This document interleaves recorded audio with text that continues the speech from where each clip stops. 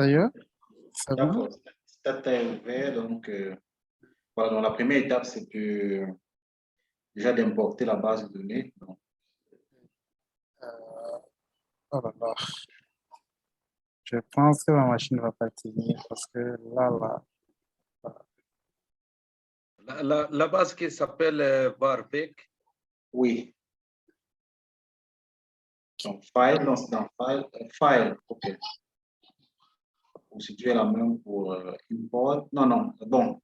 Pour pouvoir utiliser la procédure que vous utilisez là, il faudrait que la base ait été enregistrée au format SPSS, au format Stata. OK. Donc, ce n'est que donc, fermez ça. Peut-être tout à l'heure, je vais vous montrer comment est-ce que vous pouvez enregistrer votre base de données au format Stata pour pouvoir D'accord. l'ouvrir directement. Donc, allez plutôt dans File et puis, comme vous l'avez fait dès le départ, File et puis File toujours et puis, oui, allez dans File. OK. Oui. Donc, Import. Import un peu plus bas là. Import, OK.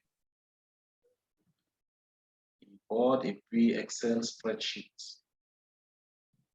Excel, la première option. OK. Il faut donc cliquer sur Browse donc pour naviguer. Browse. OK. Browse. Maintenant, là, il faudrait aller dans le dossier dans lequel la base de données se trouve. C'était cela. Et le deuxième, hein? Ah, c'est le Oui, premier. le premier. OK. Dans la deuxième base, là, on va également l'utiliser parce qu'on va voir l'économétrie des données de planète.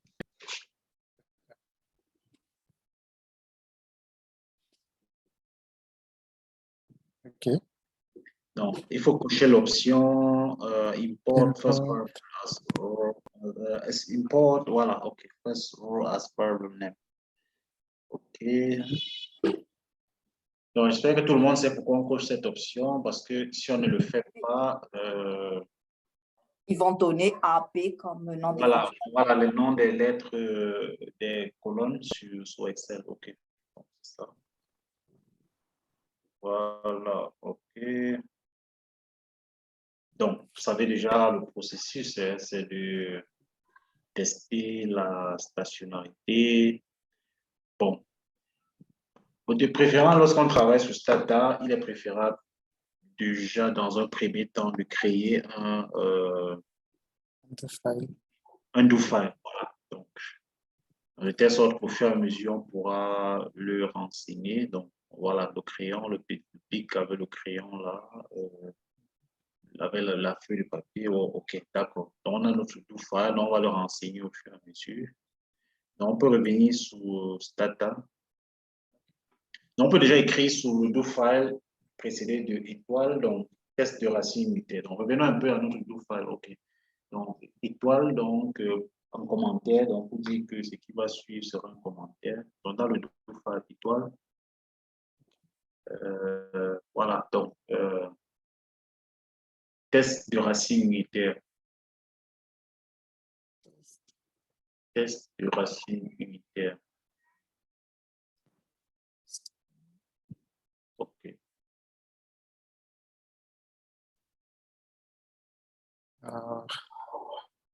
Bon, peut-être que vous avez un problème de clavier, bon, c'est pas grave. Oui, Bon. j'ai.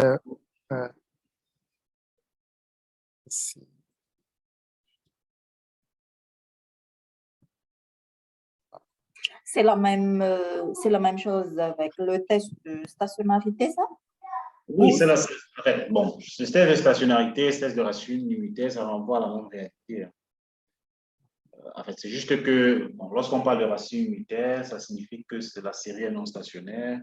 Lorsqu'on parle de. Bon, voilà. Donc, en fait, c'est juste deux expressions qui renvoient à la même réalité, sauf que l'une, c'est le contraire de l'autre. Mais en général, dans le test de stationnarité, l'hypothèse nulle, c'est la non-stationnarité ou la présence de racine unitaire.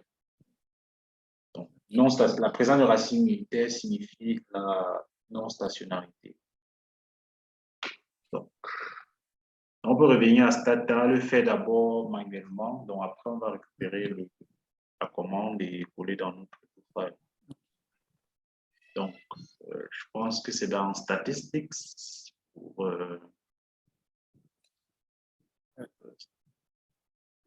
Statistics, je pense Time Series. Time Series. OK, oui, là. Donc, bon, on peut commencer d'abord par Setup Utility. Pourquoi? Parce que pour pouvoir faire des tests de racine unitaire, dans la première option là, Setup Utility. Donc, on va choisir Declare Dataset to be Time Series. Parce que si on ne le fait pas, lorsqu'on va faire notre test de racine unitaire, il va nous dire que la variable temporelle n'a pas encore été définie. Donc, on sera obligé de le faire. Bon. Donc, c'est préférable de le faire d'abord. Cliquons sur Declare Data to be Time Series Data. On clique dessus. On va sélectionner donc la variable temporelle. Donc, plus tard, lorsqu'on va faire les données de panel, vous verrez que la deuxième option, donc, c'est la variable here, année, la première variable here. Oui, c'est ça la variable temporelle. Bon, lorsque plus tard on va faire les panels, on va cocher la deuxième option sur Panel IT Variable. On va sélectionner là. Donc, pour le moment, ce n'est pas une base de données de panel, donc on va juste cliquer sur OK. OK. Donc, vous voyez qu'il y a un TS7 here, donc c'est la commande. Yeah. Donc, vous pouvez aller dans la commande à gauche là, commande à gauche, et aller dans commande à gauche de l'interface Stata. Non, restez dans Stata à gauche, à gauche de votre interface. Oui, là. Oui, descendez où il y a, voilà, donc le 2 là, donc cliquez dessus. Cliquez dessus. C'est la dernière commande. Voilà, vous voyez que ça apparaît dans la commande en bas. Là, vous pouvez copier et coller dans votre. Donc, ça c'est la commande qui permet de définir la variable année comme temporelle. Donc, c'est TS7. Ok, je reviens là-dessus. Donc, oui, vous Oui, collez là. TS7 hier. D'accord. OK, vous pouvez coller là. Dans le tout, aller à la ligne, puis vous collez. Donc, bon, il faut déjà penser à enregistrer le tout file. Ok. Donc, non, là, oui, là, vous enregistrez. Cliquez sur Save. Donc, comme vous n'avez jamais enregistré, ça va vous demander un dossier. Donc, vous allez sélectionner le dossier. Donc, vous pouvez naviguer pour sélectionner. Non, vous voulez enregistrer dans le téléchargement. Ou alors, vous pouvez naviguer à gauche, là. Ce PC, et puis vous choisissez le dossier donc, dans le document. Bon, c'est préférable d'enregistrer dans un dossier que vous maîtrisez bien. Donc, vous maîtrisez bien le chemin et vous pouvez facilement vous retrouver. D'accord, OK, je vais l'enregistrer. OK, do file. Okay. Bon, je ne sais pas comment vous allez l'appeler. Je vais mettre TP. OK, TP, OK. C'est bon, enregistré. Donc, désormais, bon, si vous refermez là, refermez votre do file. On va voir quelque chose. Vous pouvez refermer à droite là. Okay. Puisqu'il est enregistré, vous pouvez juste aller cliquer sur en bas de file là. Donc, file, en bas de file, dans le dossier là. Donc, cliquez sur Open. Voilà. Voilà, donc, c'est en bas du dossier là. Donc, vous pouvez juste cliquer dessus et double-cliquer. Voilà. Ah, super. Donc, le tout file est là, donc avec tous les éléments. Donc, si vous voulez, par exemple, exécuter la commande, définir la variable année comme temporelle, il vous suffira juste de le sélectionner et puis exécuter. Donc, vous sélectionnez la deuxième ligne. Bon, pas forcément entièrement, sélectionner juste une lettre. Bon, oui, c'est bon. OK. Donc, vous cliquez sur, voilà, Run là. OK. Donc, si vous repartez sur Stata, vous verrez que la commande, bien que la variable ait déjà été définie comme temporelle, donc la même action a été exécutée une deuxième fois. Apparemment, vous avez même cliqué 2 fois. Oui. D'accord. Donc, la variable temporelle étant définie, on va également voir comment on peut définir manuellement la variable. Temporel. Faire le test de racine unitaire manuellement, on va repartir dans Statistics. On va faire la même procédure pour récupérer le code, la commande. Donc, statistique, time series, plus bas, non, pas là, plus bas. Non, je pense que c'est test. Non, plus bas, non, descendez. Non, pas, non, time series. OK. Test. Vous choisissez la avant-dernière option, test, et puis vous allez à droite, plus à droite encore, augmented ticket fuller test. Il y a plusieurs tests. Donc, prenez la première option pour moi, augmented ticket fuller test, unit roof. Donc là, il faudra juste choisir la variable. Bon, on va sélectionner le PIB. PIB, la première, GDP. La première. D'accord, donc C'est OK. on va prendre l'option par défaut et OK.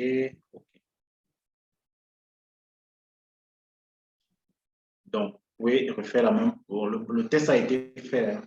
La p-value, c'est de 1,00, dont la variable PIB est non stationnaire. Donc, pour les mêmes raisons que hier.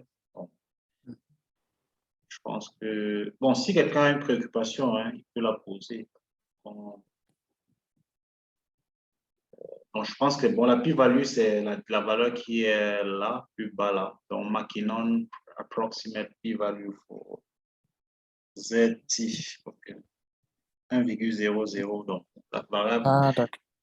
Oui. Donc, on peut faire la même procédure tout à l'heure. S'il vous Oui. plaît, Oui. j'ai une préoccupation. Je voulais demander, est-ce que c'est possible de faire comme hier avec le PowerPoint là, pour monter les Oui, si vous voulez, si vous voulez, si vous Ouais, pouvez. si vous pouvez le faire, ça va nous arranger. Parce que chez moi, là, en Chine, là, ça me fait défaut. Bon, le problème, c'est que pendant que vous présentez, je dois être en train de voir ce que vous faites. Et bon, en même temps, bon, c'est difficile d'être en train de faire un PowerPoint. Bon, de toute façon, la vidéo est là et bon, c'est les mêmes procédures, c'est les mêmes procédures et bon, même en suivant le même PowerPoint, on peut juste, en fait, bon, peut-être après, je vais essayer de modifier le PowerPoint d'hier pour l'adapter à la OK, nouvelle situation. Et, OK, ça bon, marche. c'est difficile de le faire en même temps pendant que je regarde ce que vous êtes en train de faire. OK. Voilà. OK.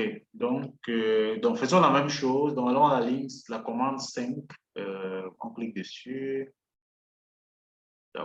La dernière, OK. On clique là. Donc, la commande est là, on peut la copier.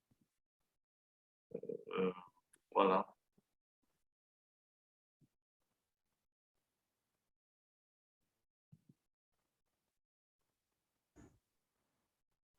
Donc, et en copier. Bon, je rappelle aussi que le TS7, ce n'est pas le test de racine unitaire, il faut bien le préciser. Mais il faut couper et coller plus haut en précisant ce que ça fait exactement. Définir la variable temporelle.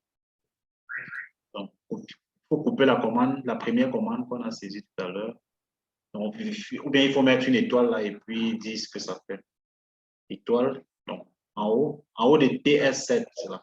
En haut de TS7, on met une étoile également, on met non. Mettez une étoile Là, juste au-dessus de la commande TS7. Au-dessus. OK. OK. Donc, une étoile là et définir la variable année, la variable here comme variable temporelle.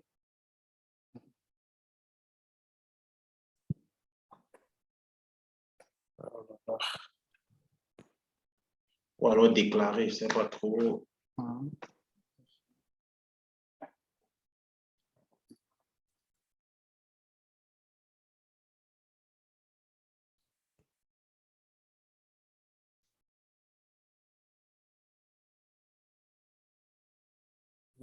Comme Voilà, comme temporel, comme variable temporelle.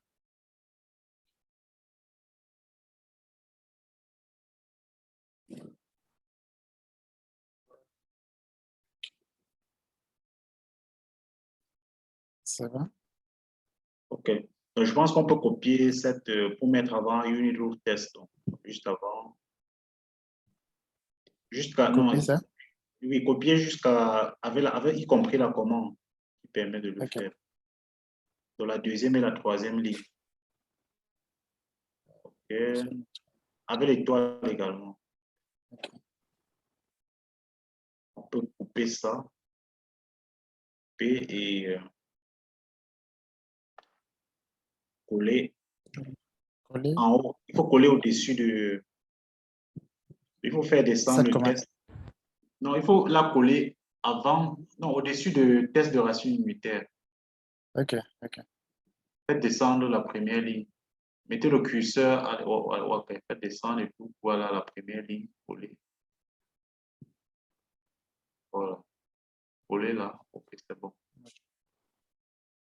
Donc, il faut toujours penser à enregistrer à chaque fois. Parce que Ouais. c'est OK. Donc, on va faire le test de racine unitaire. Donc, au niveau de test, juste au-dessus de la commande qui permet de faire le test de racine unitaire, on peut mettre une étoile pour mettre en différence en niveau. Niveau. Niveau, étoile en niveau. Ok. Donc, ça, c'est le test de racine unitaire en niveau. Donc maintenant, on va mettre une autre étoile après la commande. Donc, on peut faire remonter un peu légèrement pour qu'il n'y ait pas trop d'espace là. Donc maintenant, à la suite de ça, on va mettre une autre étoile et mettre en différence première.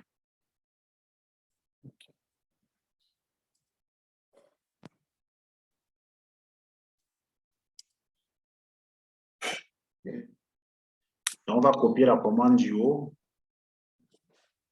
On va copier. Et on va coller en bas. Voilà, donc. Sur eView, on a vu que c'est. On avait la possibilité de choisir test en différents premiers, en différents secondes et tout. Bon, mais sous Stata, donc, ce qu'on va faire dans la commande, c'est qu'on va faire la différentielle du PIB, du GGP. Donc, on va précéder la variable GGP de L point. L point, c'est le symbole de la différence. Sous eView, c'est D. Mais sous Stata, c'est L point. Donc, L pour là en anglais. Donc, ça signifie là. Donc, on va précéder GDP de L point. La lettre L, hein, Ok. en bas. En bas. Ici. GDP. OK. GDP. La variable GDP. Non, non, juste avant. Ah. Ah. Avant. Là. Avant. Au début. Okay. Là. Au début de. Juste avant le D. OK. On va mettre L point. Ok. Là point. L majuscule. Oui, L minuscule. Ah, minuscule. L point. Point. L point. OK, Comme ça. c'est ça. Oui, c'est bon. On peut sélectionner et puis Exécuter. voir. Par contre, pour le premier, on n'a pas exécuté. Hein. Non, on avait exécuté. Bon, enfin, on avait exécuté manuellement, mais pas sous. Ah, ok. Donc, exécutons voix. Donc, allons sous Stata voix. Qu'est-ce qui se passe?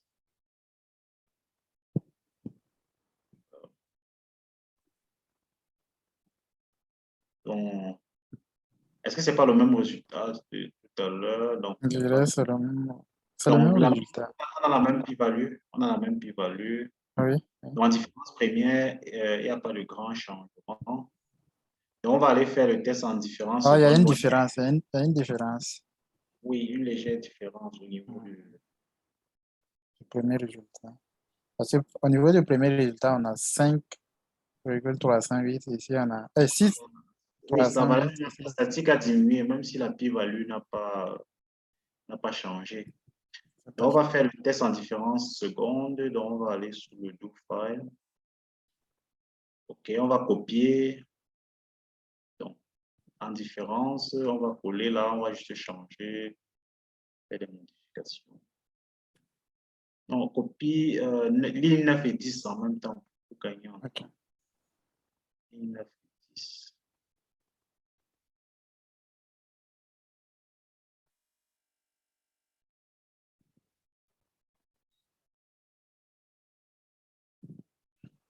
Donc, on va juste changer les différents premiers, on va mettre différence secondes.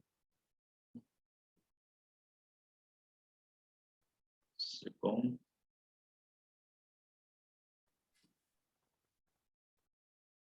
Donc, au lieu de lac point, donc on va mettre L2, donc pour lac L2.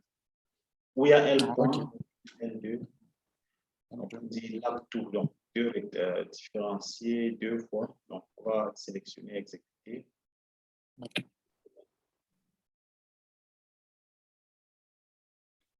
Et donc, Il peut exécuter. oui, OK. on va aller voir le résultat. Oh non, non, non, bon, en fait, c'est pas lac, hein, c'est plutôt D. Bon, lac, c'est plutôt la valeur retardée. Donc, en fait, lorsqu'on met lac, donc évidemment, on n'a pas. Donc, on va plutôt mettre D au niveau de lac là. Donc, deuxième, oui, oui, à la place de L, on va mettre D. D. C'est comme sous eViews, mais sur le D. Non, même pareil pour la différence première. Donc, j'étais même très surpris que la p-value ne change Il pas. change. Ouais. Oui, donc c'est plutôt la différentielle. Il peut exécuter les deux en même temps. Non, non, le premier n'a pas de problème. Oui, même les deux en même. Bon, le deuxième d'abord, pour voir s'il y a stationnarité en différence première. Parce que si elle est stationnée en différence première, ce n'est pas la peine de faire la différence seconde. Donc, exécutons d'abord la La différence différence première. première. OK. Oui, on exécute, donc on peut aller voir. Ah, ouais, la Donc, ouais, différence. l'équivalue a diminué, mais bon, elle reste Mhm. quand même supérieure à 5%. Donc, ce sont les mêmes résultats qu'on a obtenus sur eViews. Mhm. Peut-être qu'il peut y avoir des différences, mais pas très significatives. Parce que les algorithmes peuvent différer. Donc, allons maintenant faire la différence seconde. Donc, elle sera certainement stationnaire. Test en différence seconde. Oui, là.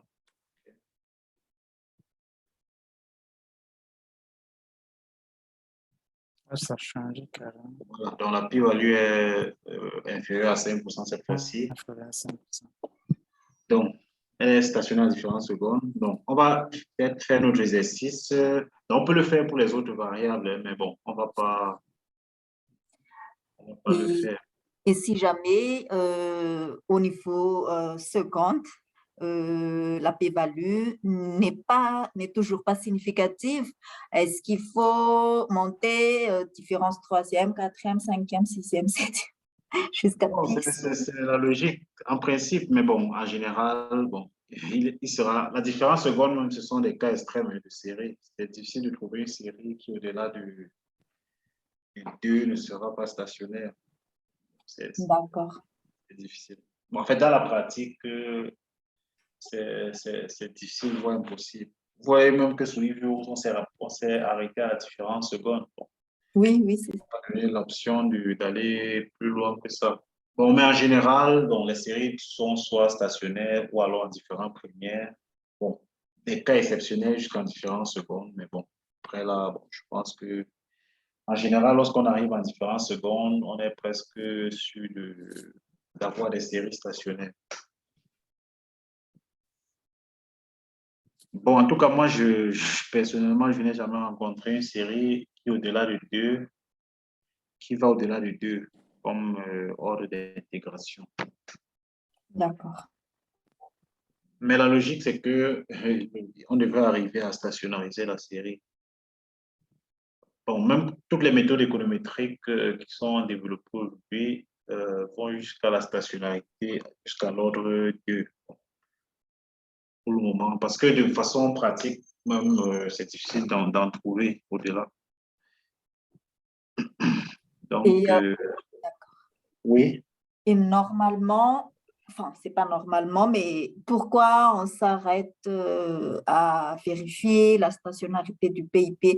Mais en fait, c'est ce que je voulais en venir. Est-ce que avant de faire l'analyse, il faut vérifier la stationnarité de toutes les variables mais enfin, nous, pour cet exercice, on a choisi de s'arrêter juste au niveau du PIB où il faut juste vérifier la stationnarité de la variable dépendante et voilà, ça va suffire.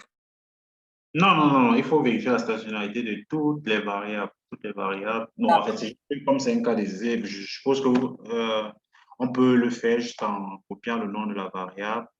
Donc, bon, je vais peut-être vous montrer comment on peut le faire pour une autre variable, juste en modifiant D'accord. facilement le file.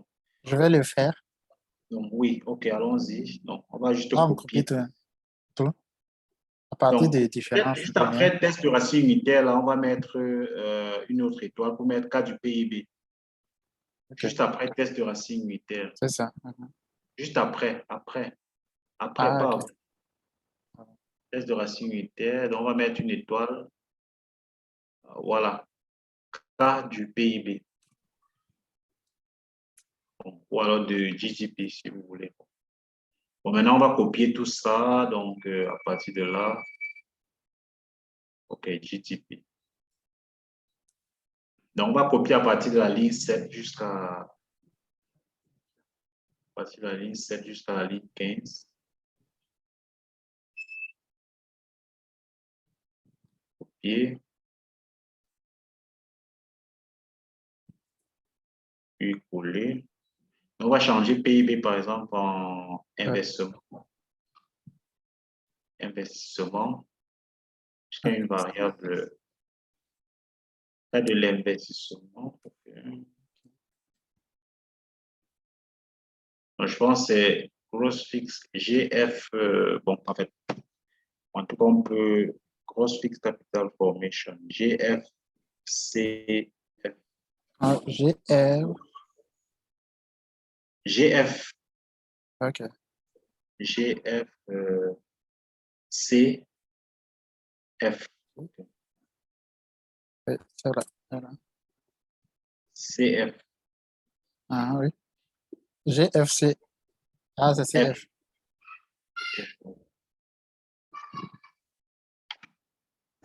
Bon, je pense en pourcentage du PIB. Bon, c'est un truc comme ça, mais bon, pourquoi pas. Donc, revenons un peu dans notre stat à voir.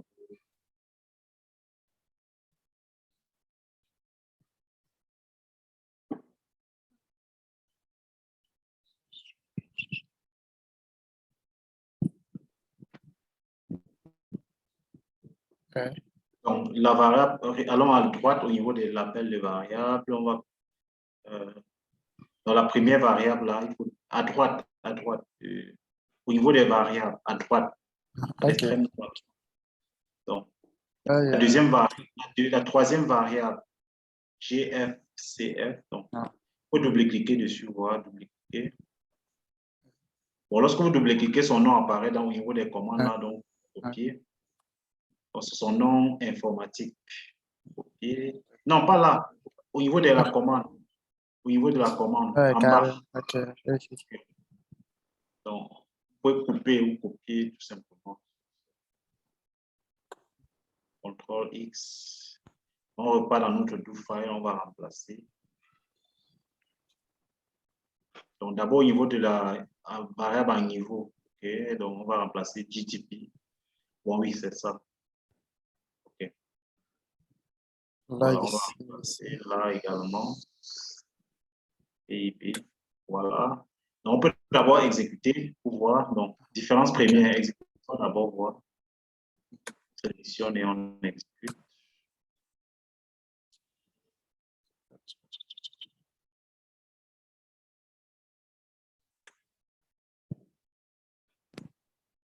Donc, allons dans le WordPad. C'est qu'on a. On a une plus-value de environ 0,1. 10%, donc c'est Mhm. pas stationnaire. Donc, on peut le faire en différence première, donc je pense que dans ce cas, il sera certainement stationnaire en différence première. Donc, on va remplacer d'abord, donc, non, ne copie pas tout, donc juste GTP, on peut supprimer d'abord GTP, coller. Voilà, OK, donc on peut, je pense qu'elle sera stationnaire en différence première et dans le cas de différence seconde, là, on sera obligé de. OK, oui, p-value inférieure à 5%. Voilà. Donc là, le troisième cas, là, on va supprimer parce que c'est pas. Ah, donc, on laisse le pour le 3. Oui. Différence seconde. On n'a pas besoin puisqu'elle est déjà stationnée en différence première. OK, on va supprimer. Pour le premier cas aussi.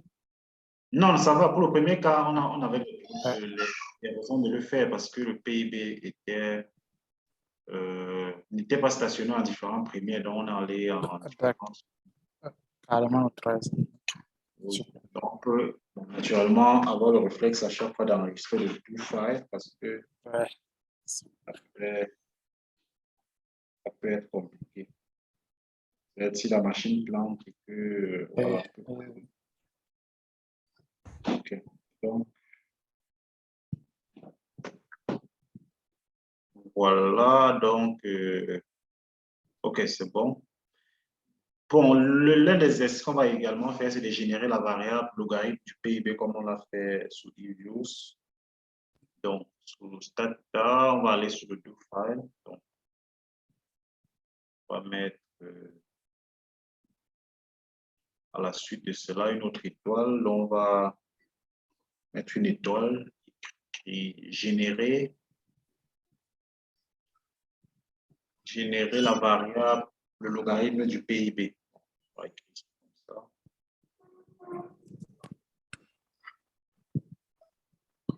Bon, vous pouvez mettre tout simplement générer le logarithme du PIB. Bon, avec log PIB si vous voulez. Bon, il n'y a pas de souci. Générer le logarithme du PIB. OK. Donc, on peut aller à la ligne. Donc, on va.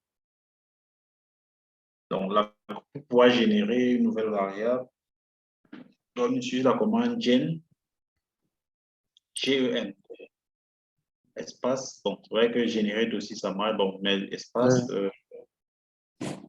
log PIB. Bon, évidemment, le nom. GDP là. Oui, On prend ça. non, vous pouvez donner le nom que vous voulez, log PIB si vous voulez. C'est le Ok, nom, c'est coller. vous qui définissez le nom. C'est collé, ça ne doit pas être, ou alors une tirée de 8. Voilà, égal. Donc, égal. Non, log PIB égal. Ok, si vous voulez. Je voulais écrire PIB. Je n'ai pas écrit. Oui, oui, vous pouvez. Il n'y a pas de souci. C'est vous qui définissez le nom. Ok, égal. Donc, logarithme, log, L-O-G, parenthèse,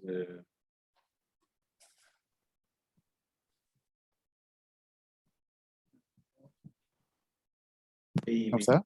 GDP, Ah, ok. PIB. GDP, ok, oui, c'est le nom exact de la variable dont on veut calculer le logarithme. Voilà, donc on peut sélectionner exécuter là. Ok. Non, juste, ok. On exécute. Et donc, déjà. Bon, on voit qu'une nouvelle variable. Si vous regardez dans la ligne, la droite là, au niveau de variable, là, on peut voir qu'il y a une nouvelle variable, log PIB qui a été créée, qui n'est rien d'autre que le logarithme du PIB. Donc, on peut également tester sa stationnarité. Bon, je pense que sous eViews, lorsqu'on a fait l'exercice, on s'est rendu compte qu'elle était stationnaire en différence première.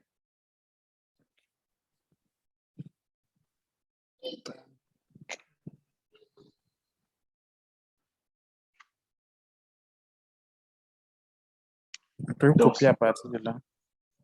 oui. Dans le deuxième cas du... Non, à partir de 17, ligne 17. 17, ok. Oui.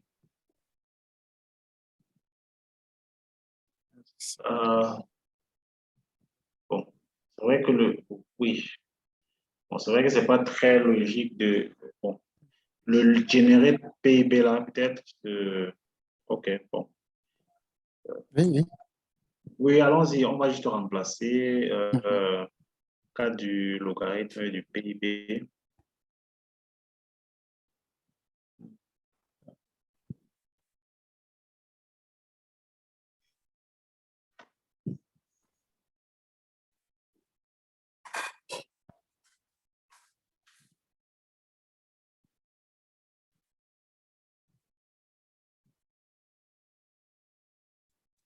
Comme cela. Donc, log PIB.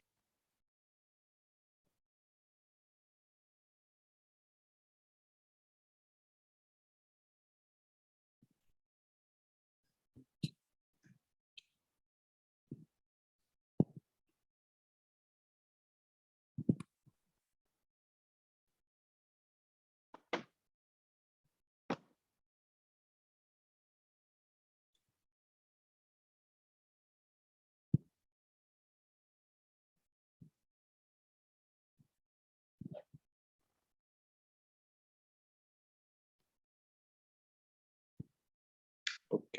Ça va. En Tu peux niveau de, exécuter. on peut exécuter un niveau d'abord. OK.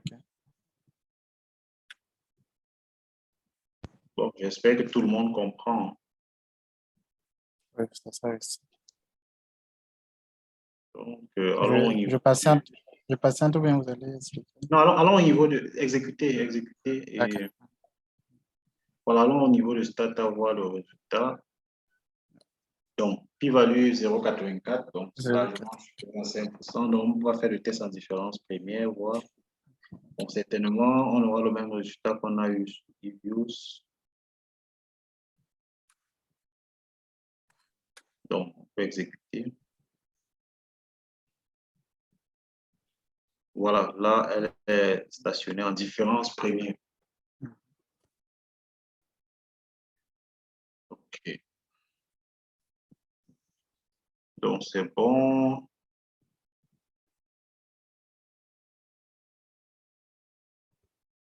OK. Donc, bon, on peut faire notre régression linéaire. Bon, on va faire fi des autres tests. Bon, déjà, je rappelle toujours que pour pouvoir faire une régression linéaire, il faudrait que toutes les variables soient stationnaires. Ça, c'est un préalable. Mais bon, on va supposer qu'il n'y a pas de problème. Et puis, juste comme cas d'école, faire notre régression linéaire multiple. Juste une petite question en passage. En fait, l'intérêt de créer la variable logarithmique du PIB, c'est juste pour avoir une meilleure interprétation, hein. C'est pour ça parce que Oui. l'autre variable, c'est en pourcentage et l'autre, c'est juste le PIB. Du coup, c'est pour pouvoir... Enfin, mais est-ce que c'est vraiment obligatoire aussi de créer cette variable logarithmique du PIB? C'est facultatif, c'est pas obligatoire, ça dépend de vous. Et bon, c'est une variable. En fait, la transformation logarithmique a l'avantage, bon, en fait, en général, ça facilite l'interprétation. Ça a aussi un problème de normalité. Parfois, on est obligé de passer par là pour pouvoir résoudre certains problèmes sur les résidus et autres. Donc, le logarithme, c'est une transformation qui joue un très grand rôle en économétrie, notamment à travers sa capacité à faciliter l'interprétation. Et voilà, bien d'autres choses comme corriger, parfois, ça permet parfois de corriger certains problèmes sur les tests des hypothèses en théorie, notamment sur les résidus. D'accord, du coup, si on n'avait pas ou forcément on passe par là, ou si on n'avait pas des données en pourcentage, on n'aurait pas fait cette logarithme. Si à droite, on aurait des données en niveau, par exemple, pour toutes les variables, on aurait pu calculer le logarithme de part et d'autre pour le PIB et pour l'investissement. Si on avait, par exemple, l'investissement en niveau, donc, à défaut d'avoir l'investissement en pourcentage du PIB, si on avait, par exemple, l'investissement total global, donc peut-être en unité monétaire du pays concerné, on aurait pu calculer à la fois le logarithme du PIB à gauche et le logarithme des autres variables qui sont à niveau à droite, pour pouvoir interpréter les coefficients en termes d'élasticité. Donc, si vous regardez le PDF que je vous ai envoyé sur l'interprétation des coefficients, vous allez voir tous les cas de figure. Il y a les modèles log niveau, les modèles, donc il y a d'abord les modèles niveau-niveau où on ne fait aucune transformation sur les variables. Il y a les modèles log niveau, donc on transforme la variable explicative et pas les autres. Maintenant, il y a les modèles log-log. Voilà, donc on applique le logarithme de part et d'autre. Maintenant, il y a une dernière catégorie de modèles niveau-log, donc on maintient la variable explicative telle qu'elle est et on applique le logarithme sur les variables de droite. Vous n'êtes pas obligé de retenir par cœur l'interprétation en fonction de chaque situation, mais bon, à force d'avoir l'habitude d'estimer les différents cas de figure, vous serez peut-être amené à retenir, mais vous pouvez toujours vous référer aux documents que vous avez dans l'interprétation. Donc, dans la régression... Hippolyte, moi j'ai une question. D'accord. Oui, ici, on a supposé qu'on a des variables qui sont stationnaires, donc on va exécuter notre modèle. Mais dans les faits, on sait que ce sont des variables qui ne sont pas stationnaires. Oui, tout à fait. Est-ce que, par exemple, dans le cas d'un projet, si on a des variables qui ne sont pas stationnaires, on a la possibilité, il y a des méthodologies pour... Oui, il y a des méthodologies pour pouvoir traiter les variables non stationnaires. Ça sera la suite. Lorsqu'on va terminer cette étape-ci, l'objectif, c'est d'abord de montrer comment on peut faire une régression. Et bon, sachant que normalement, on doit régresser que des variables stationnaires. Donc après ça, les techniques qui permettent d'estimer les modèles avec des variables non stationnaires. C'est noté, c'est noté. Donc, ça sera la suite de la formation. Donc, ça, c'est juste un cas d'école pour montrer comment faire une régression. Déjà, pour vous donner aussi les automatismes. Là, on fait des programmations et tout ça sur Stata. C'est déjà pour vous donner les automatismes pour que lorsqu'on va arriver à la vitesse un peu plus supérieure, que ce soit plus facile de comprendre et ce pourquoi on fait ci ou ça. Donc, on va y arriver et voilà, on verra. OK, donc pour la régression,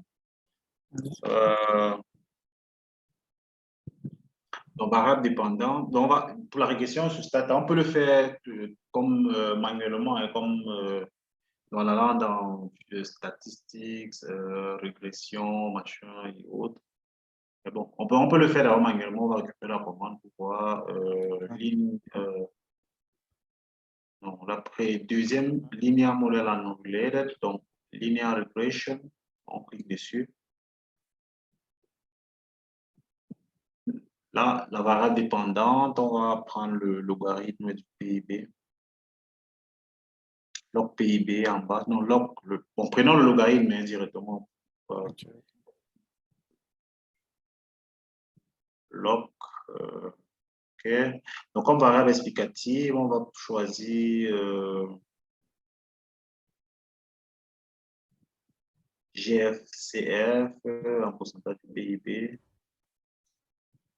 Donc, on peut aussi choisir General Government. Voilà, oui, celle-là. Non, là-bas, après. Celle-là. General. Oui, c'est carrément la troisième. Okay. Celle-là. Non, après, c'est Ah, ok, oui, là, celle qui vient après. Ok, oui, c'est celle qui vient avant GDP Growth. Ok. Ça, c'est pour le secteur privé. Ok. Oui, juste avant GDP Growth. Ok, celle-là. Oui.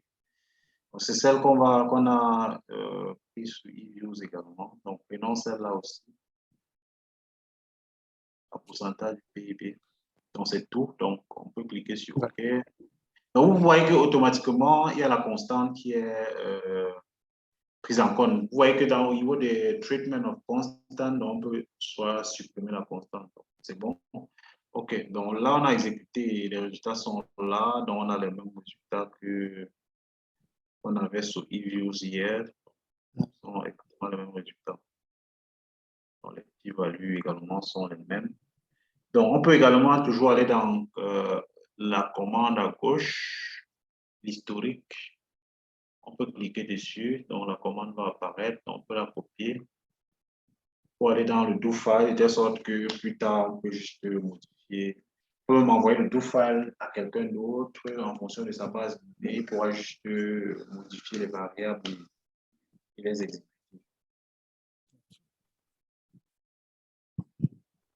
On peut exécuter. Oui, on peut sélectionner, on exécute. Ça va donner le même résultat que celui qu'on avait tout à l'heure.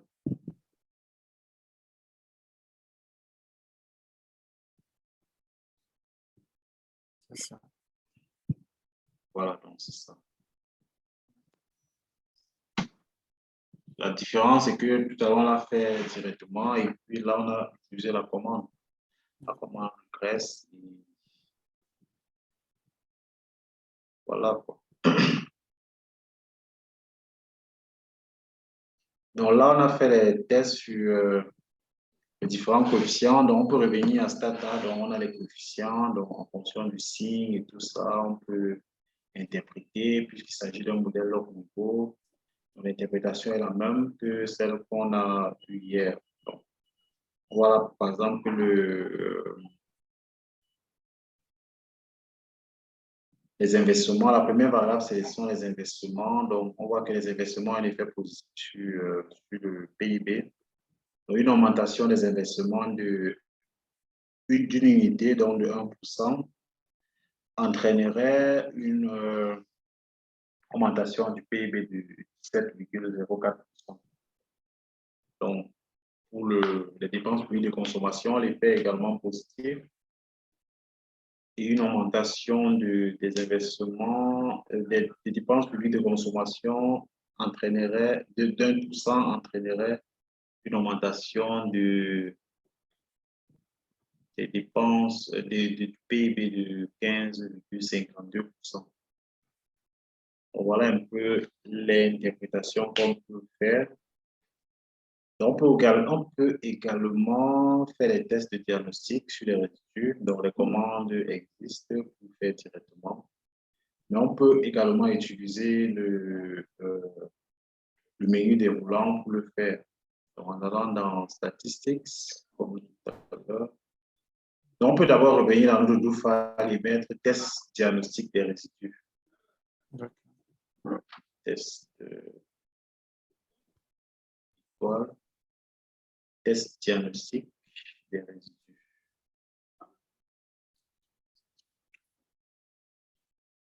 Test diagnostic de Des résidus.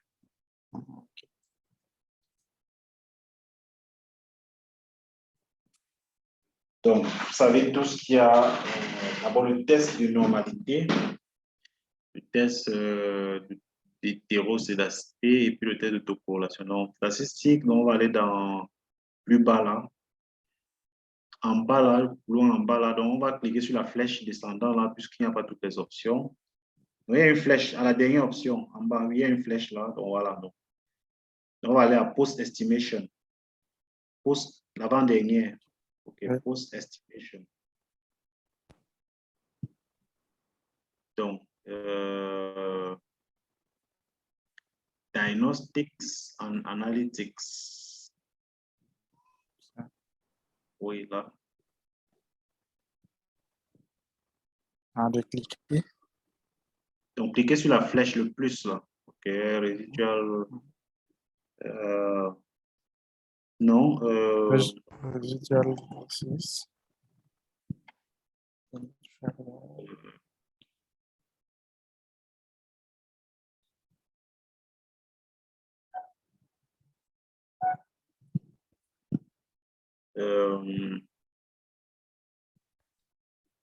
donc allons d'abord dans predict en bas. Non, là, l'autre puce là, oui. Celui-là.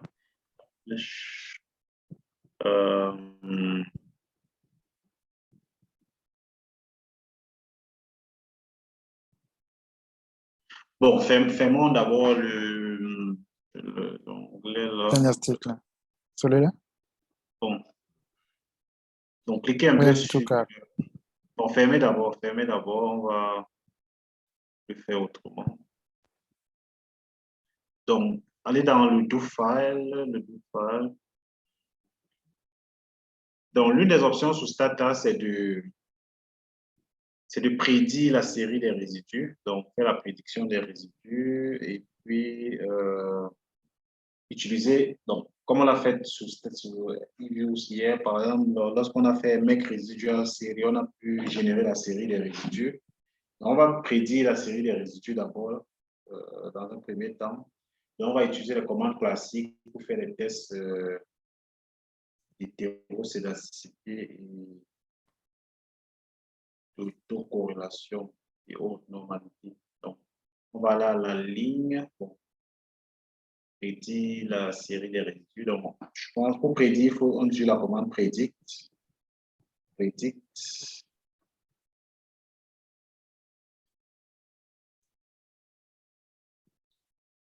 Espace, le nom de la série, comment est-ce qu'on veut l'appeler?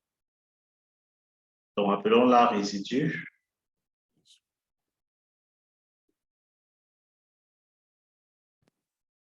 Virgule. Donc, virgule. Oui, virgule. Donc, on va mettre réside. Bon, en fait, après la virgule sont les options. On va mettre, lorsqu'on met réside, il va comprendre que ce sont les résidus de la série comme réside. OK. ID. OK. C'est tout. Donc, lorsqu'on met réside comme option, donc, Stata comprend qu'il va faire la prédiction du terme résiduel du modèle de régression récemment estimé. Donc, avant d'appliquer cette commande-là, il faut se rassurer qu'on a effectivement exécuté la commande regress sur la variable dépendante et des variables indépendantes. Donc, puisqu'on vient de le faire, on peut exécuter cette commande-là. On va voir ce que ça fait. Comme cela? Oui, sélectionnons et puis exécutons.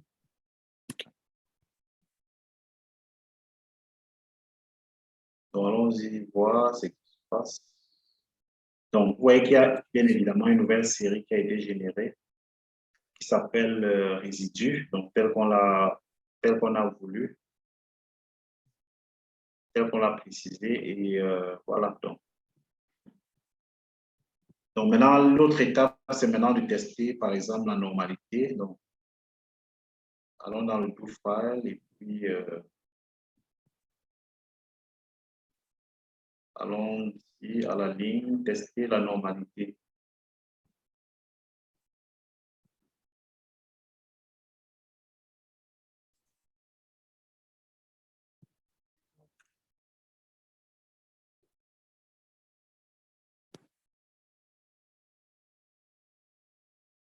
Donc, on va... la commande qui permet de tester la normalité, c'est SK-test. Donc, SK pour skewness. SK-test. OK, bon, vous voyez que la proposition, OK, d'accord. Donc, suivi du nom de la variable espace. Notre variable s'appelle le résidu.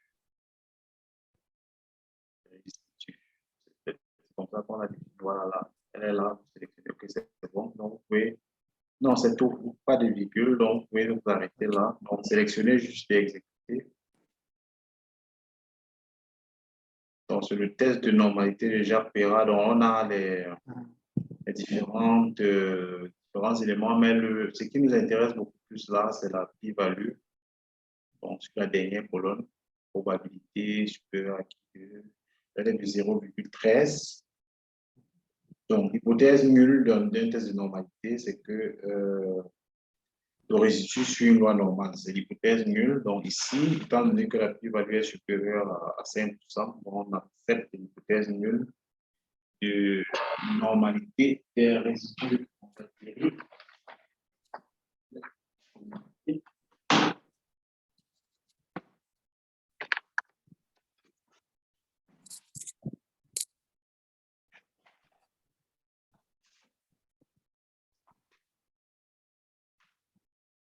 Ok, c'est bon. Là, on a fait le test de normalité des résidus et ici, on accepte l'hypothèse nulle de normalité. Voilà. Donc, le prochain test qu'on pourra faire, c'est le test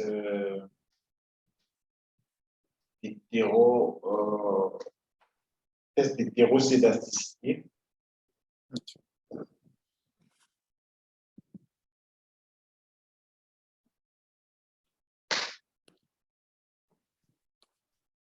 Allons dans le do file.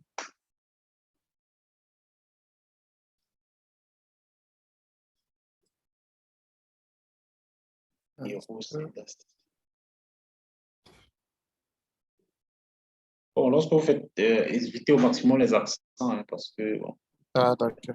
c'est très hostile à ça. Bon.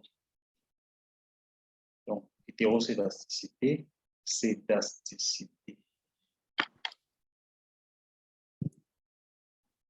C'est comme cela. Oui, Hétérocédasticité. ok.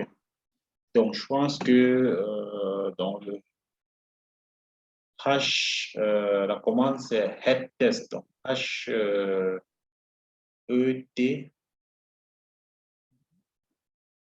H-E-T, puis test. Comme ça. Non, Bien, non, c'est regarde, ET. ET.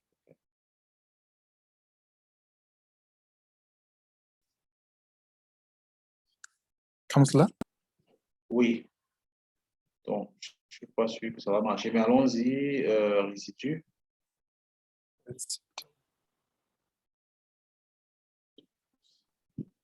Variable. Donc, sélectionnons et puis exécutons. Donc, c'est le test d'hétéroscédasticité de Brutch Godfrey.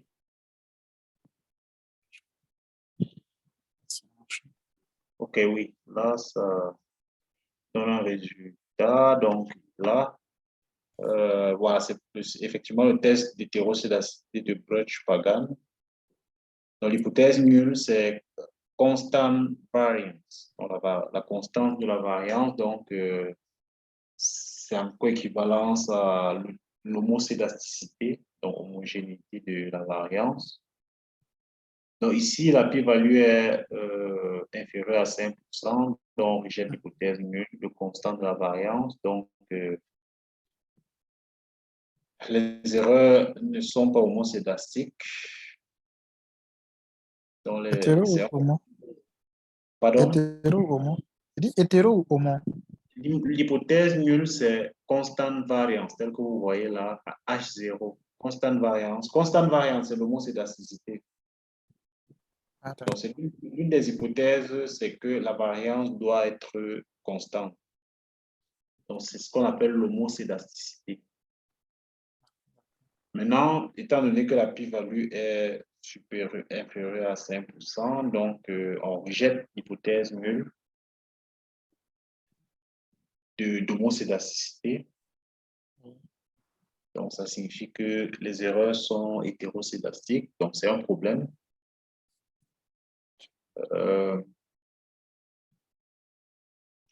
C'est un problème qu'il faudra chercher à corriger par la suite.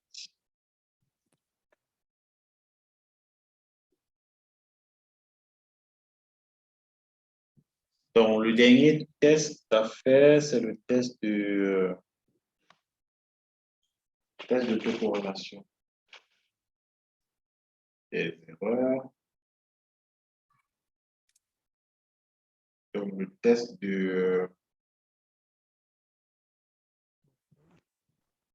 un des tests qu'on utilise pour toute corrélation.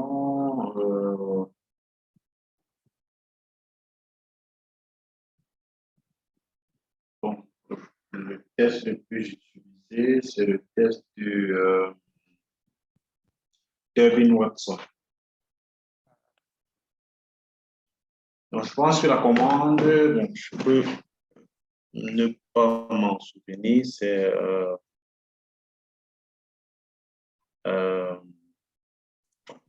Durbin-Watson. Watson. Watson. Il n'y a pas S, il n'y a pas de S. OK, Watson.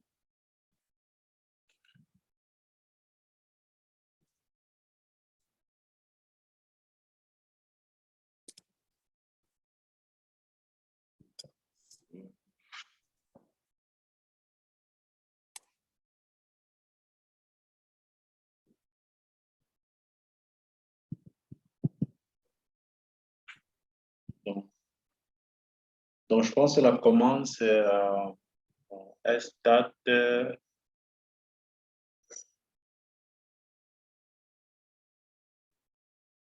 stat, OK. Stat. Espace, oui, c'est bon. Ah.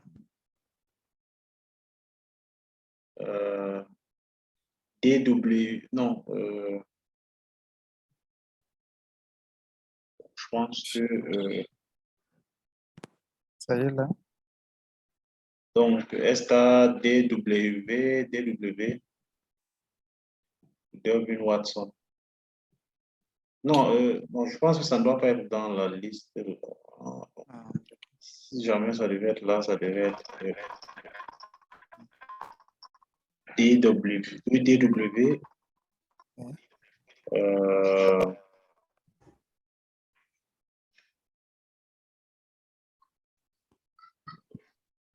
Bon, alors mettez DW stat. Et puis vous allez espacer le stat qui est à gauche là.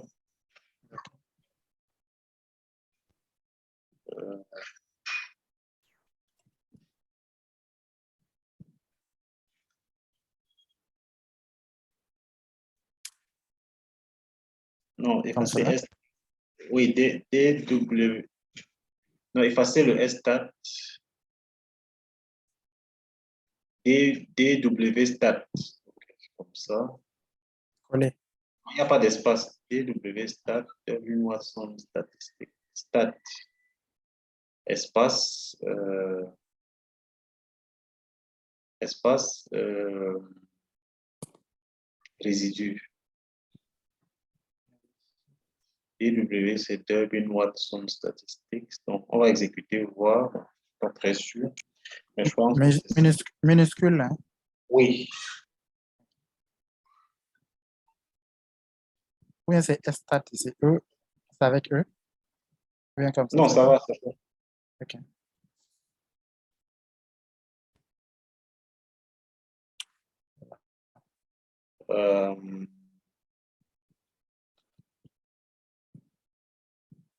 OK, bon, je vois. Marche. Donc, Help ne peut pas nous aider. bon, attends, allons-y. Revenons un peu à. Je pense que c'est. Il y a effectivement stat. Non. Stat suivi de deux. Stat précède DW statistique. Donc, façon d'abord résidu là. Okay. Dans tous les cas, on peut toujours se référer à l'aide. Si ça va, on va aller dans l'aide de regarder. Stat avant. Non, non, avant de DW statistique, on met stat espace. Bon, stat et puis suivi de DW statistique. Durbin Watson statistique. Il y a un espace. Après stat, il y a un espace. OK. Bon, si ça ne va pas, on va aller dans l'aide là. Bon, Derwin Watson stat.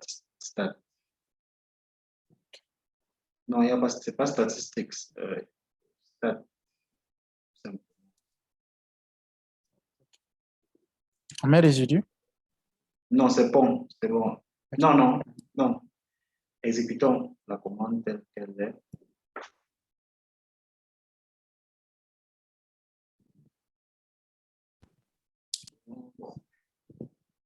Donc, on va aller dans l'aide, help. Ok. Donc, tapez help.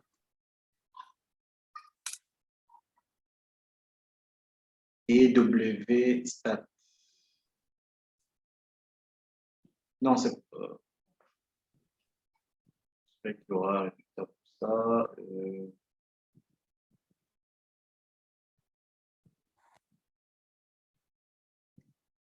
Donc, il faut taper DW stat. D'accord.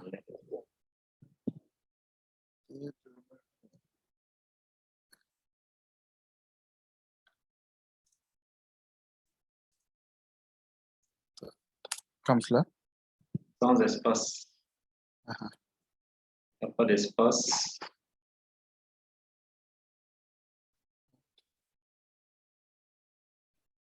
on peut lancer. Oui. D'accord.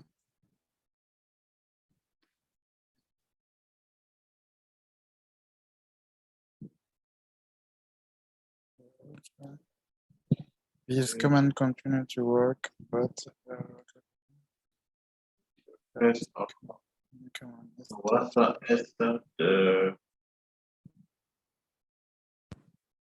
celui-là. Oui.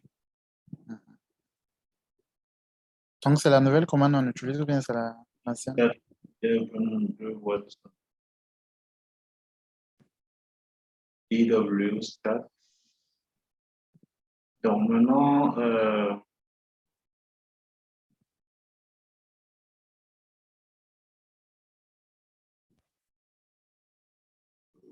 bon, cliquez un peu dessus. Voilà.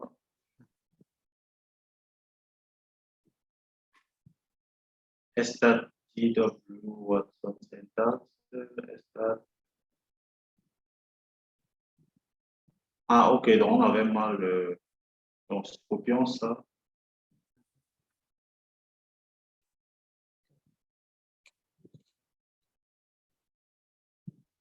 Donc, il y a un N qui manque là, donc on va Oui, il y a un N qui manque. Oui, on va le compléter.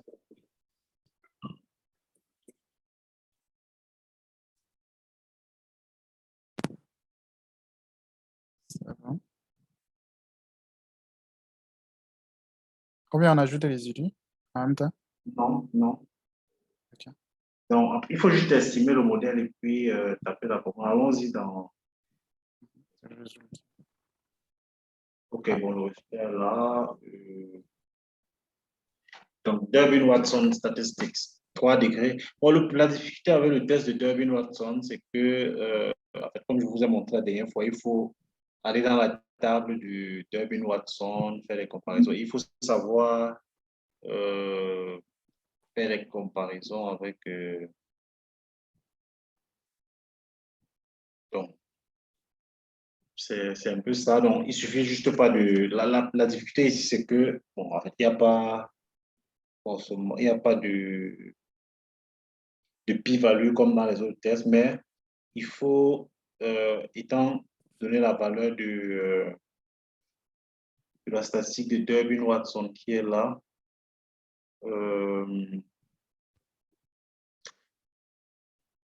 savoir dans quel intervalle ça se trouve et en fonction de ça, prendre la décision sur est-ce qu'il y a autocorrélation ou pas.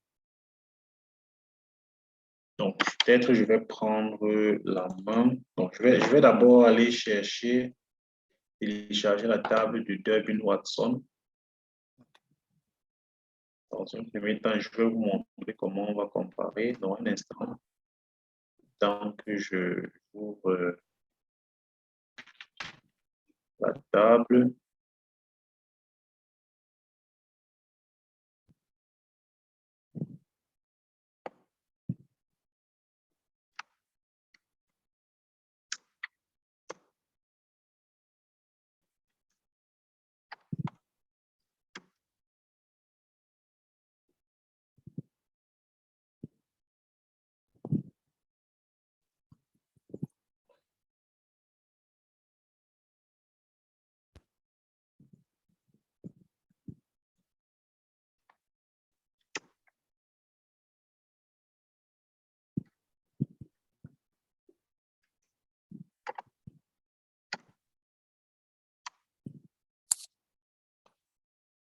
Oh, je ne sais pas pourquoi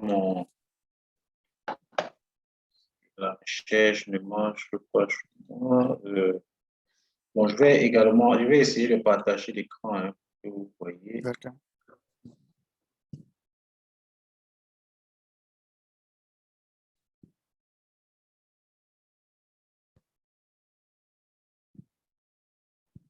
Donc là, lorsque je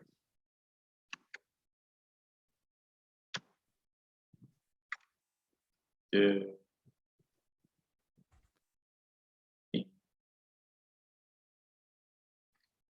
Watson,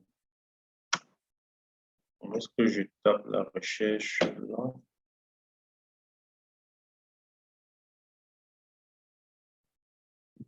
bon, je ne sais pas pourquoi ça.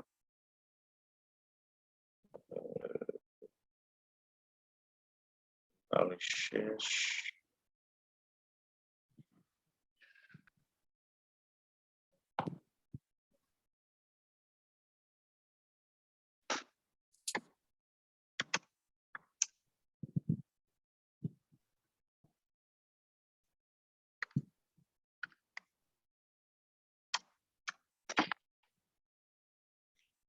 Oh, définitivement.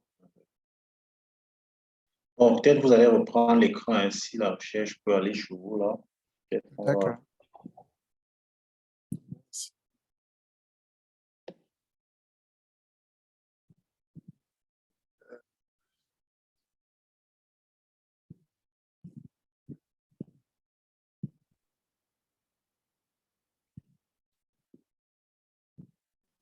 Je mets le oui.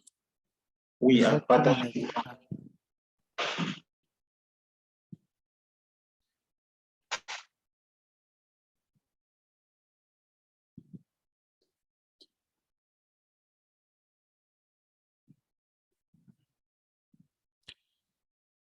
Donc, allez dans Google. D'accord.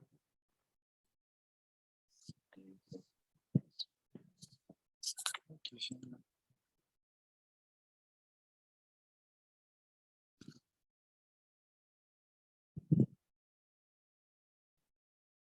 Google. Vous êtes dans Google parce que c'est l'ancien écran. Voilà. Hmm. Ça va? Pour le partage.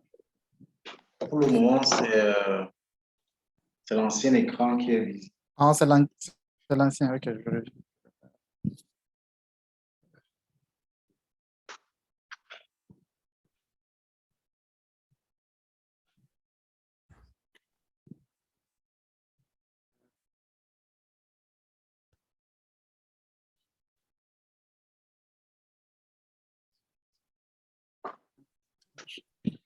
Euh, ça va? Monsieur Tarek dit qu'il n'a pas de son, je ne sais pas pourquoi.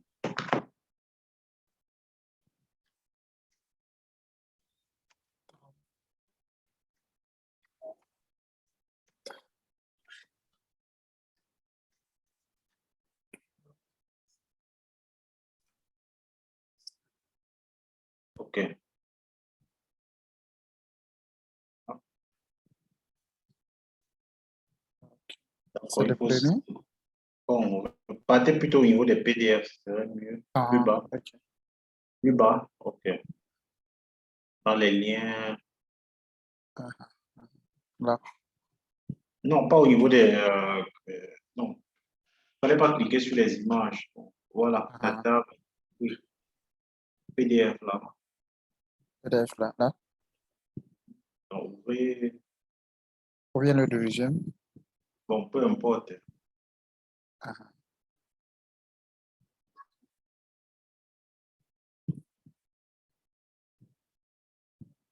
Bon, le test de Durbin Watson, son interprétation est un peu bon, très complexe.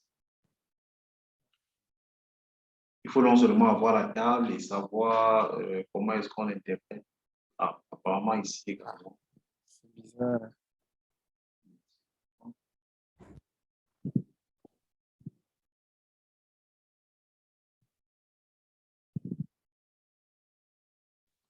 Donc, on va essayer avec le P.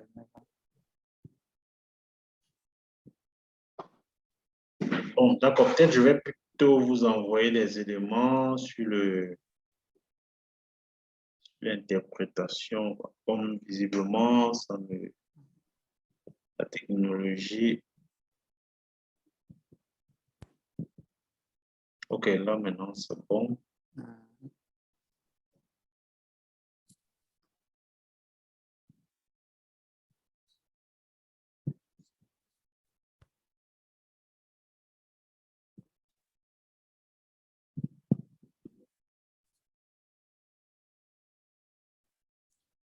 Ça va. OK, plus bas dans la table, en bas. Celle-là.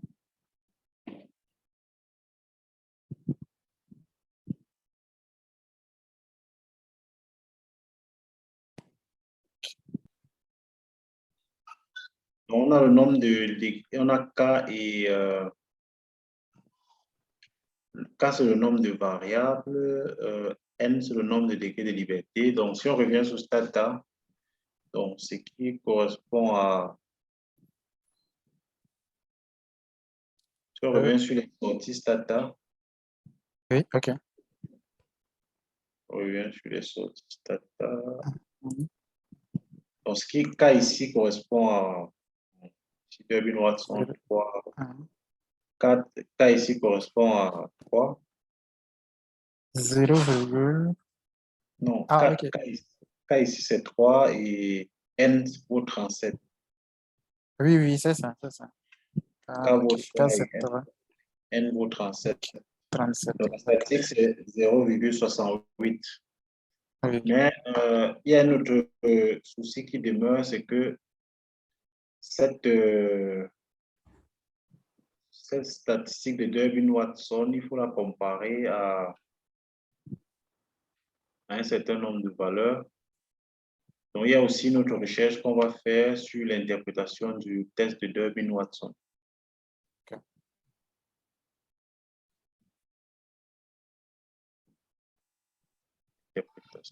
On va ouvrir un nouvel onglet.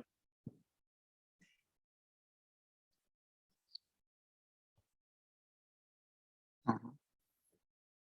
Nouvelle recherche, donc interprétation du test.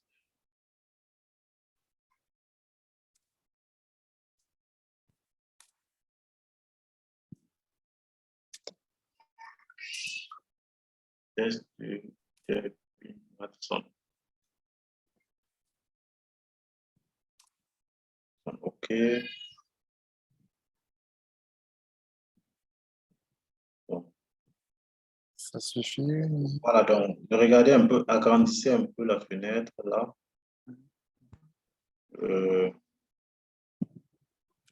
De l'interprétation du test de Voilà, Durbin et Watson est alors la suivante.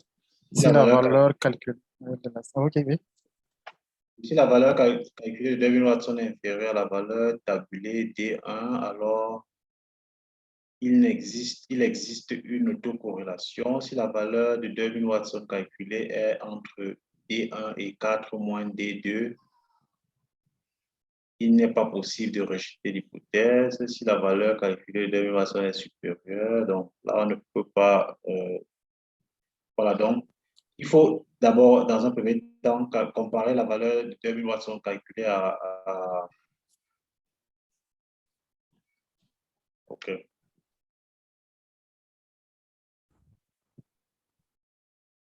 Il faut remonter. Je pense qu'il faut descendre au niveau de. Voilà, donc il y a un tableau là. Donc, le tableau, voilà, OK. Donc, si la valeur est comprise entre 0 et D1, on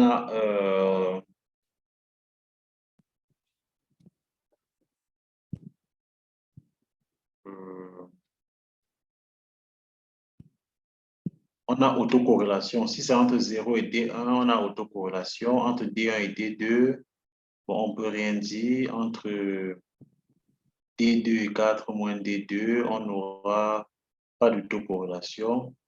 Et puis entre 4 moins D2 et 4 moins D1, on ne pourra rien dire. Donc lorsque ça sera inférieur à 4, bon, pas d'autocorrélation.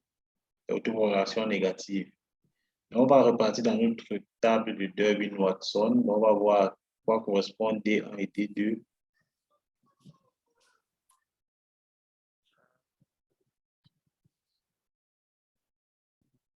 Voilà.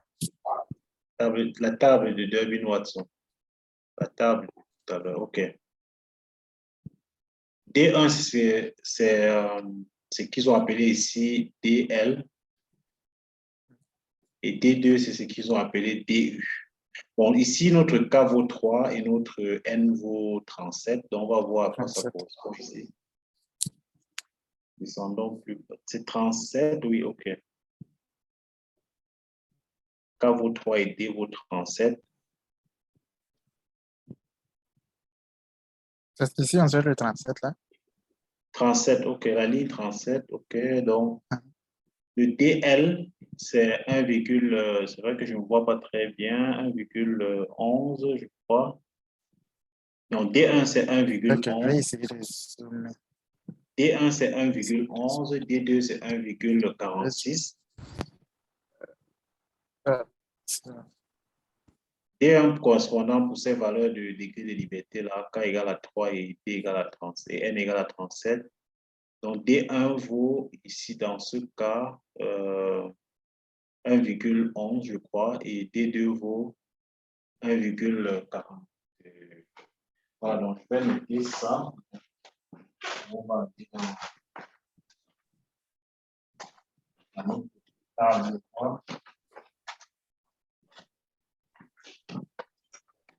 D1 vaut 1,11 et D2 vaut 1, on a 37, 1,11, D2 vaut 1,46. 46. OK.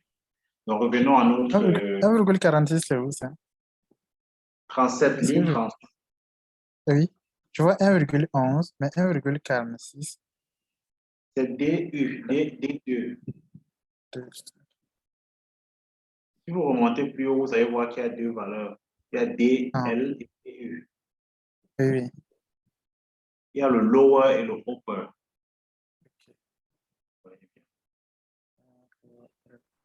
Ok. Ce qu'on a appelé lower, ça correspond à D1 dans notre état d'interprétation. Le upper, c'est le D2.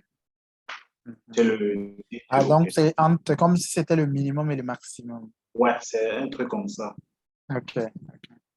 Donc, lorsqu'on Le regarde lower notre... comme le minimum. Si on revient à stat, on va voir que notre valeur de D1, D. notre valeur D de Durbin-Watson est égale à 0,68. 68. Donc, on est dans le cas où la statistique de Durbin-Watson est inférieure à D1, si je ne me trompe pas. Donc, elle est inférieure à D1, donc on peut entre 0 et D1. Donc, si on revient à l'interprétation, là, on va voir à quoi ça correspond. Il y a une fenêtre sur l'interprétation. Oui. Il y a une fenêtre sur l'interprétation. Là. Non, pas celle-là. Interprétation du test, donc celle-là. Plus bas, il y a un tableau là. Il y a un tableau. C'est la limite. Voilà, donc, il y a des cas possibles. Au cas où la valeur de la statistique de 2000 Watson, on revient au tableau, la valeur de la le tableau. Lorsque c'est Le entre tableau, là. 0 entre D, c'est le cas dans lequel on se trouve. On a un row positif. Donc, pourquoi vous descendez le tableau? OK. Ok. Donc, on a row positif. Donc, on a autocorrélation positive.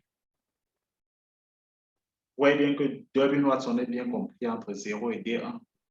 Oui. Le valeur de D1, c'est 1,4, donc c'est inférieur à 1,11.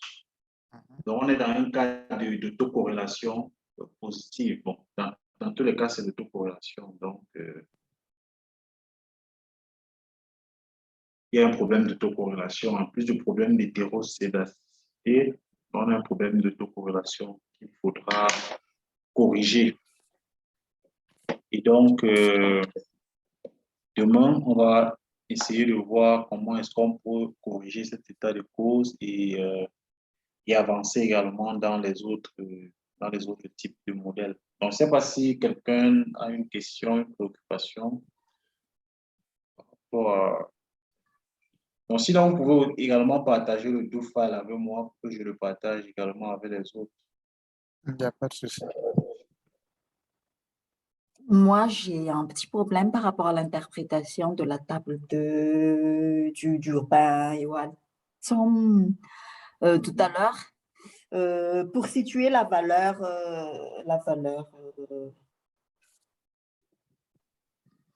dans le tableau, en fait. Ah, OK. Si on peut revenir au tableau.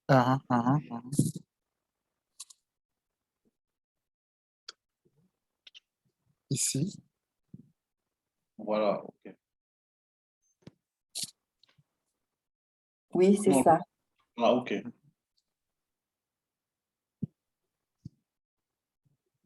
Donc, si on a K égale à 3 et N égale à 37, donc, vous voyez qu'il y a un DL et un DU là pour chaque valeur de K. Oui. Donc lorsqu'on descend, lorsqu'on a K égale à 3, on va descendre jusqu'à 37. 37, oui. Et prendre les deux valeurs correspondantes. Donc, 6e et 7e colonne. Donc, on va descendre à 37 et prendre les valeurs de 6e et 7e colonne. Ce n'est pas encore visible.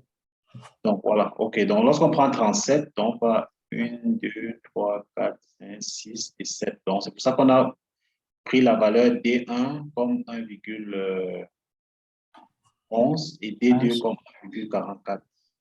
44. C'est ça. Bon, et lorsqu'on regarde la valeur de Durbin Watson, elle est de 0,68. Donc, 0,68 est bien inférieur à D1. Donc, on est dans le premier cas. Cas d'autocorrélation négative. Bon, pour le moment, le signe de l'autocorrélation ne nous intéresse pas. Donc, tout ce qu'on retient, c'est que notre terme d'erreur est autocorrélé. Les termes d'erreur sont autocorrélés. Donc, c'est un problème. Bon, c'est vrai qu'on n'avait pas le droit de faire la régression multiple parce que, bon, déjà les variables n'étaient pas stationnaires, donc, bon, ça peut être aussi ça la cause. Il était intéressant d'utiliser d'autres méthodes d'estimation. Bon, on va en parler par la suite. Donc, j'espère que la préoccupation a été, vous avez compris, vous avez...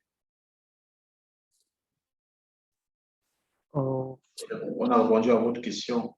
Oui, oui. Donc, l'hypothèse qu'on a retenue ici, c'est qu'il y a une corrélation. Hein? Oui, il y a une corrélation négative.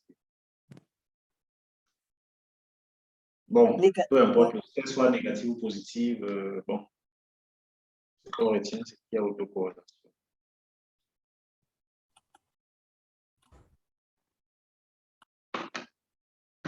Autre préoccupation.